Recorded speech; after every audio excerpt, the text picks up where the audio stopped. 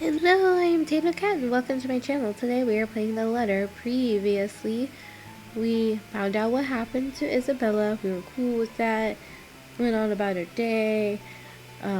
Went to school and then we heard a knocking from the locker. But don't worry, it was just the wind. But it wasn't, because there was like a bloody trail. Dun, dun, dun.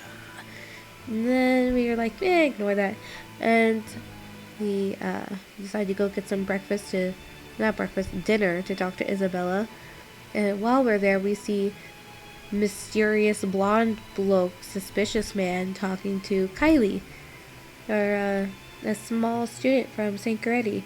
And it just got worse and worse and worse until we smacked him in the head with a book, and now this is happening. And that's where we left off. Alright, let's continue. Had I been the weak-willed sort, I'd probably cower under his sharp gaze. But that simply isn't how I roll. If he thinks he can scare me and do as he pleases here, just because I'm a woman, or whatever his reasons may be, he's got another thing coming for him. So instead, I return it to him with the same intensity, with the same venom. What's my problem? You're the one who has a problem here. Rotten bowbags like you don't deserve the freedom to run this town. What are you doing to this girl? And why is that any of your business, pray tell? Oh, it's my business if I make it to be. Now, release me or I'll call the police. You think that scares me, Daisy? I have a He's name, you kidnapped her sleazy now. douchebag. Oh, I'm sure. Sleazy douche. His grip on my hand only tightens when I attempt to shake it off. His tone may be dripping with anger and sarcasm, but the gleam in his eyes says it all. He's getting a kick out of this. Riling people up, getting on their nerves, invading their personal space. He knows exactly what and which buttons to push. The nerve of this person. The nerve of this arsehole. If he thinks I'm going to give in to this goading, please, he might as well just kiss his sorry behind. In fact, why not do the most sensible thing right now? Teach him a tough lesson. Hit him where it hurts, shout for help.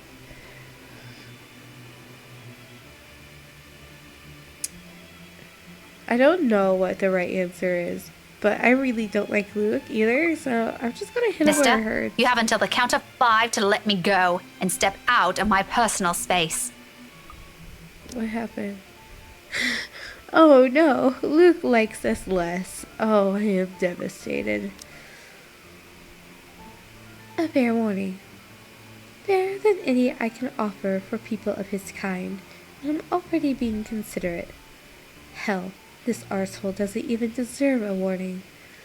If he doesn't listen, well, he's as much responsible for what will happen next as anyone. Or else what? Such vulgar words coming out of that pretty mouth. A gorgeous flower like you shouldn't even be saying. Don't say I didn't warn you, bowbag. Love that intensity, Daisy. FYI, I like feisty in a woman. It gives them this certain charm.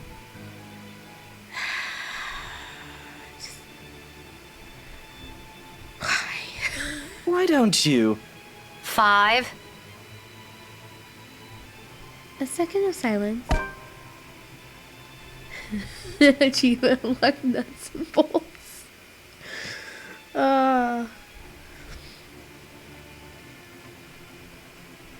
Yeah. I wish we got more of a graphic there, but whatever, I got to kick Luke. Then without any preamble, my leg moves in one fluid motion and delivers a swift, powerful, well-placed kick to his nether regions. Needless to say, the effect is instantaneous.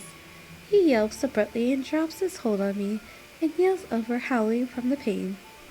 I can see tears forming at the corners of his eyes, too, though the mere sight of it prompts not an ounce of remorse for me. I would have been gentler, if he isn't such a dirty little prick with the ego too big for his head. Too bad. Whether this obliterates any chance of him ever procreating remains to be known, but part of me is already praying he doesn't ever breed after this. We have no need for more of him in this world. You mad woman! I warned you, you ass! Why, this is harassment, I'm telling you! Harassment! Okay, we did attack him, right? But, then he's the one who harassed us. He could have explained himself. He didn't have to, be like, oh yeah, the more we fight, the cooler it is, the hotter it is, or whatever. Then why don't you tell that to the police once they get here, You despicable! Whatever you're assuming I am, I'll have you know it's all in your head. None of it's true. You best have that pretty brain of yours checked before that gets worse. What is wrong with you? Is this the face of someone who'd do anything suspicious? Yes. Oh? You don't think a stranger luring an innocent child with promises of sweets before whisking them away from their parents doesn't warrant any suspicion? You have a very funny definition of suspicious, asshole. Maybe you're the one who should have that head of yours checked. The kid asked me to buy her sweets. You're the one who's suspicious here. I'll have you know, I have a wife! Yeah, but that doesn't mean anything. That much, at least, appears to have a sliver of truth in it. He even makes a show of brandishing his left hand to my face with much flourish.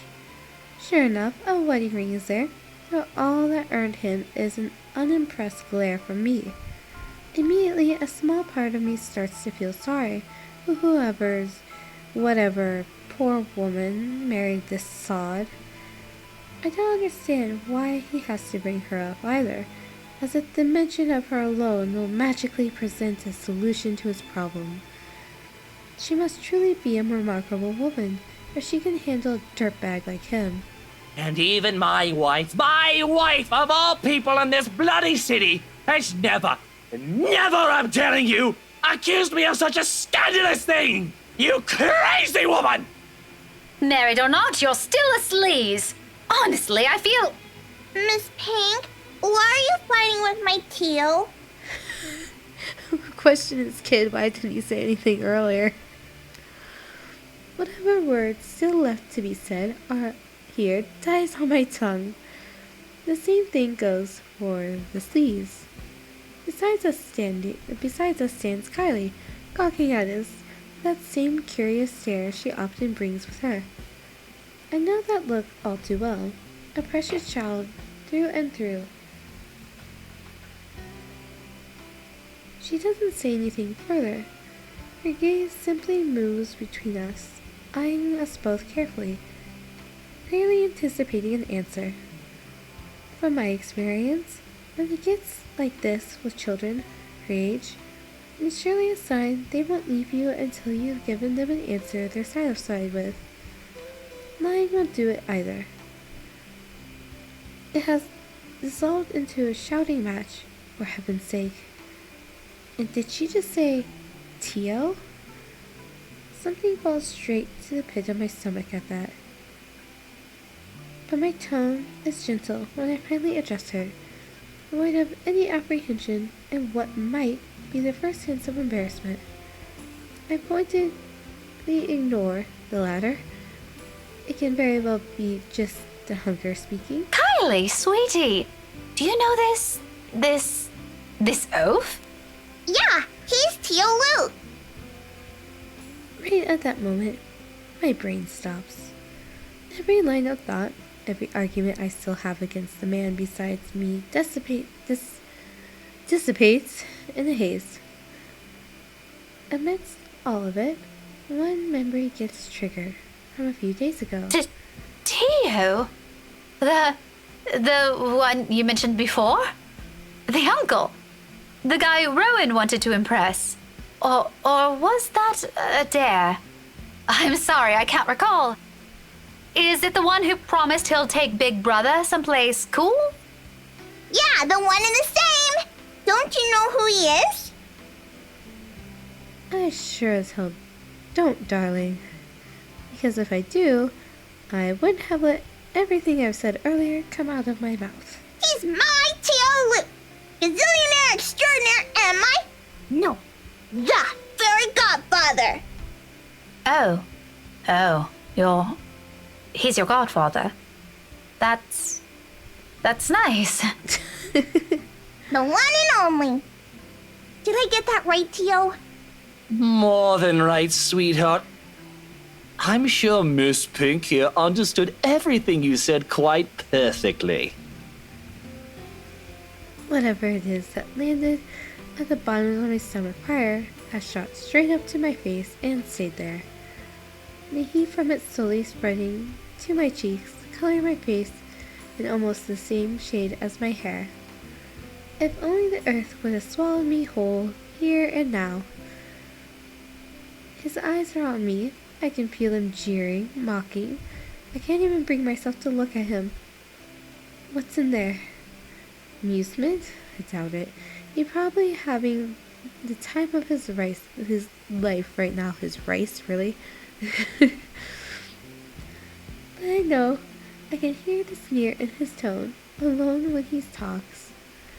He has that smug grin on him, which I may or may not want to punch off his face at present, just for the hell of it. But damage control. I need to do some damage control before this whole thing goes south. Apologize to Luke. Apologize to Kylie. I'm sure as hell not going to apologize to Luke. I'll apologize to Kylie. I'm going to guess Luke is not pleased with that. Yeah, he's not. I don't care though. Of course, an apology is the most appropriate thing to say. But no matter how much I want myself to do it, my own body refuses to budge. My own mouth refuses to open, and my head rejects the very idea of looking at him. No apology for an arsehole. Not to someone with an ego too big for his head. Let his pride suffer. I'm not going to eat my words for the sake of stroking his damn ego. Less reason for him to gloat. Kylie, however, I owe explanation. Don't worry, Kylie. I'm not fighting with your Tio. This is just a discussion. A very serious discussion between a very mature adult and one that's not. Really? But I've never seen Tio angry before. It's because he's losing the argument. But don't ever follow his example, Kylie. You should always learn to be patient, even if things aren't going your way, okay? Oh, sure, a discussion. And it involves hitting random strangers you meet at a cafe with a book. A hardbound book. Mind you, the little me hasn't recovered yet. Aww, the little you. If my future generation never survives from this, we are going to have more than words, woman! I don't allow Kylie to hear his tirade and cover both her ears. Tirade. And cover both of her ears with my hands. As fond as she is of the man, there are words he shouldn't be saying to in front of a child. How can he not know about that? More importantly, how on earth does someone like him become a godfather? Who allowed it? Maybe I should talk to Mrs. Suarez about it. Warn her how he's not a good influence for her children. Language! How can you use such crude words in front of her? Your goddaughter can hear you, for heaven's sake. Oh, and you didn't. If I remember everything correctly, you called me a rotten beau. So you're going to repeat it in front of her, just to make a point? What, are you 5? Even 5-year-olds are more sensible than you. Even Isabella, I can say that with much certainty. Even 5-year-olds are more sensible than you. And he doesn't do anything to improve our thoughts on that. See what I mean? Are you fighting again? Oh, no, no, no. Like I said, we were just having a discussion. We're actually done now. But you need to promise Miss Pink you will never grow up like this guy. Good kids don't do what he's doing. But I like Tio. And I'm quite sure Tio likes you too. But liking people is different. Just because you like him doesn't mean you have to be like him. There are better role models for you aside from him. Like you? Not exactly what I'm trying to get at. But if that's what you want, I don't see why not. Okay, I want to be like Miss Pink someday. I want to be a teacher. And I promise I won't be like Tio, even if he's a gazillionaire. Wow. Turning my own goddaughter against me. Yeah, well, if you weren't a sleazy douche. How mature of you, Miss Pink. His tone makes me pause. For the first time since this talk started, I look at him. Briefly, something flashes behind his eyes. Something close to what might be an expectation falling? Dismay? I can't be sure. It passes almost as soon as it appears. What's that about? Does he actually like having Kylie around? It doesn't seem like it from the get-go. But if that fond smile on him is anything to judge by, then maybe... Don't worry, Tio. If you buy me bread pudding tonight, I'll like you again. Aw, if that's all it takes, consider it done, sweetheart. We might have to find another place to buy it from, though. Somewhere safe, where a random crazy woman isn't going to attack us out of the blue. Let's go. Okay. Bye, Miss Pink. I still like you, just not more than Tio anymore. See you. Kylie's already pulling him to the cafe's exit before I can protest on it. Although, it's not like there's anything to object on further. I may view that man, Luke, as someone hateful, maybe to the point of seeing him as an eyesore, but I don't think that'll have any bearing on what a child thinks of him. When you think about it, if she admires him so much, like that, then maybe there's still something reachable in him. Part of him only Kylie sees. He still has the gall to wink at me before they both disappear behind the door, so maybe not. However, there's no moment to ponder about it. Seconds later, the guy at the counter waves me over and hands me a paper bag as soon as I've paid. He offers me another smile before I leave. Normally, I return it simply for the sake of returning it, or I don't at all, the latter happening more commonly. For the time being, I do so freely.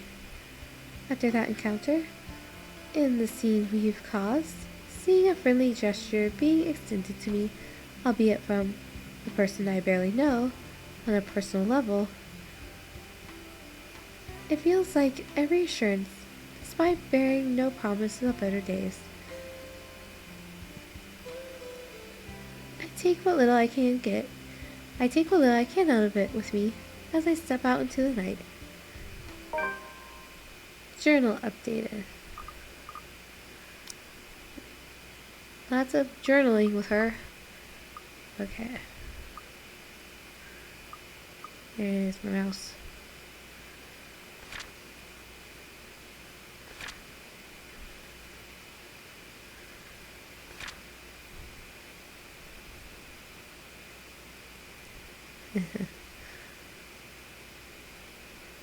Just looking at that picture.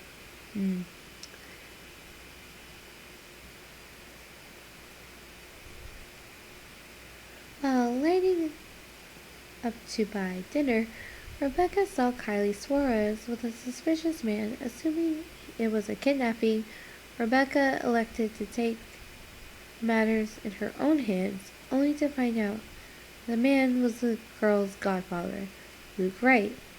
Embarrassed, Rebecca apologized afterwards. Not to him, though, 'cause never. Never to him. Ever, never, ever, never. You deserve getting kicked in the balls.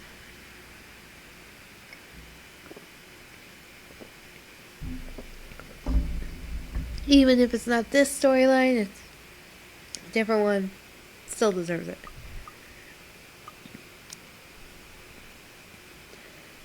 A cloudless night sky greets me when I walk out of the cafe. Beyond the tall buildings, a blanket of stars spreads out before me. Isabella once told me that the best place to view it is someplace outside the city, away from the noise and obtrusive lights.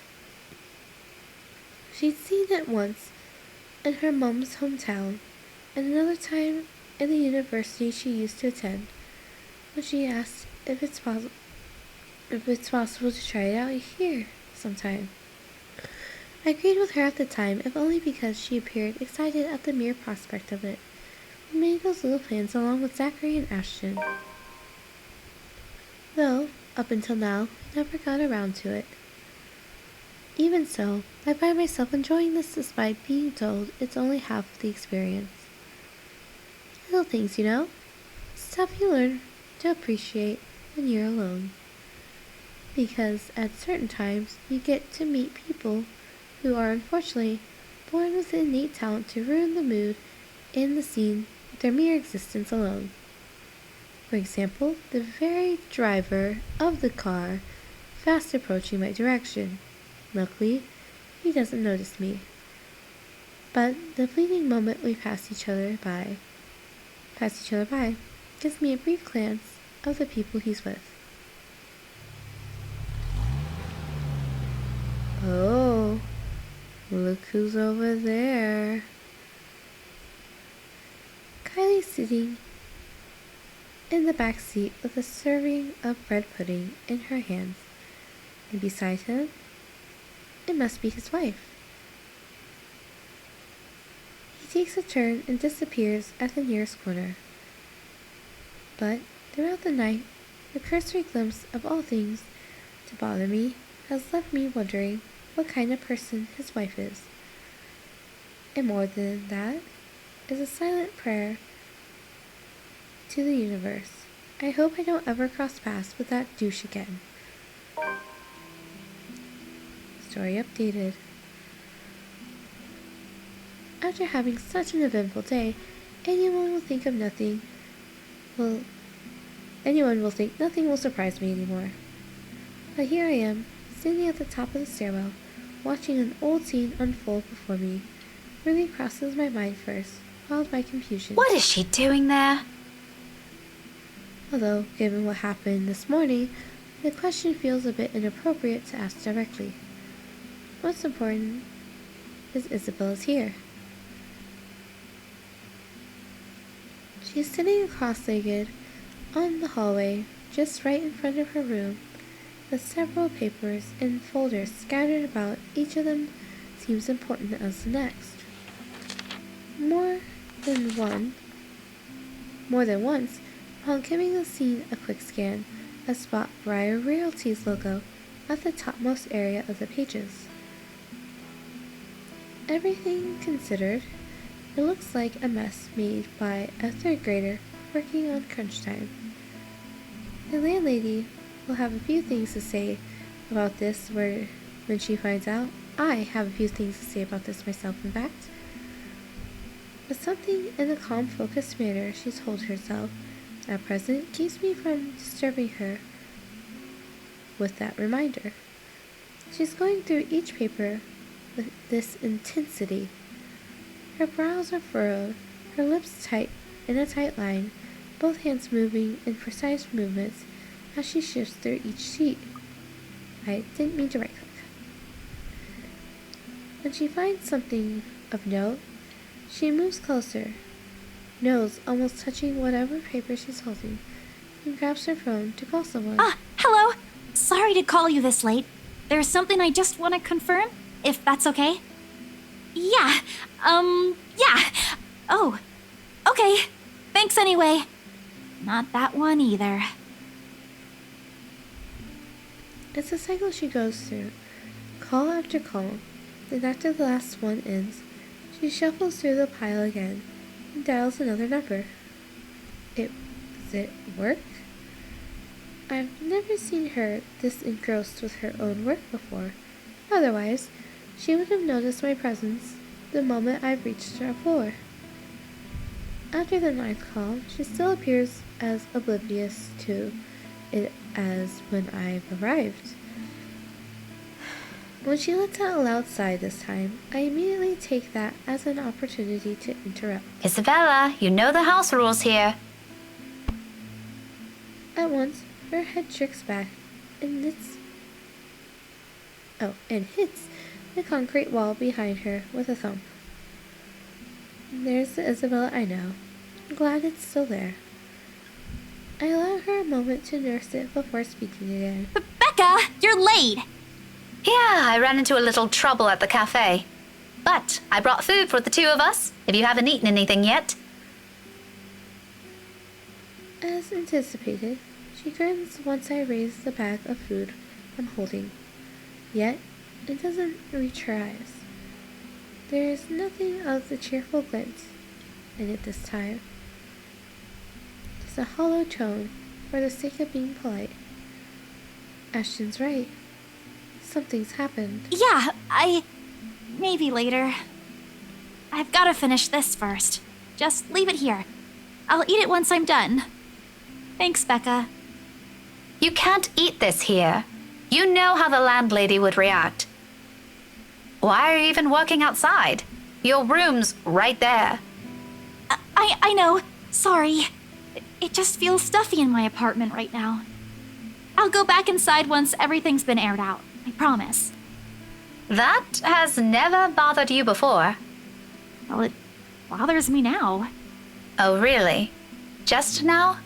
I find that hard to believe. We can't say, hey, how have you been? Instead, we're just like attacking her already. Yeah? Shouldn't you be happy? I mean, you've been complaining even if it's not your room. Now I know how you're feeling when it's messy, so I'm going to clean. Isn't that a good thing?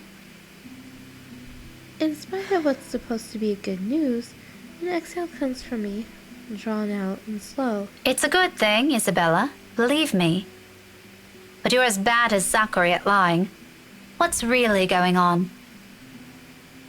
She hastily averts her eyes, a surefire indicator that this is going to be one of those lengthy conversations that can possibly end with the other person angry. Again. It's one thing I'd like to avoid tonight at all costs. Still, I've made a promise to Ashton and Zachary. If she didn't talk to them, who else was she going to talk to? If she keeps this all to herself, who knows what might happen? Isabella, you can tell me. Is it about your family?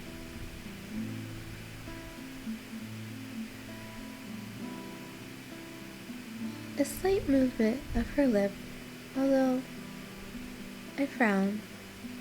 It's a reaction at least. I'm getting there. Rose? She merely shakes her head. Just a little more. Come on, I know something happened. I don't know if it's because of Rose, but I know it's related to her somehow. You weren't here when I visited this morning, and both Zachary and Ashton are worried about you. If you don't want to tell them, you can tell me. Does it have something to do with work? Office? If I didn't know her, I might have missed it.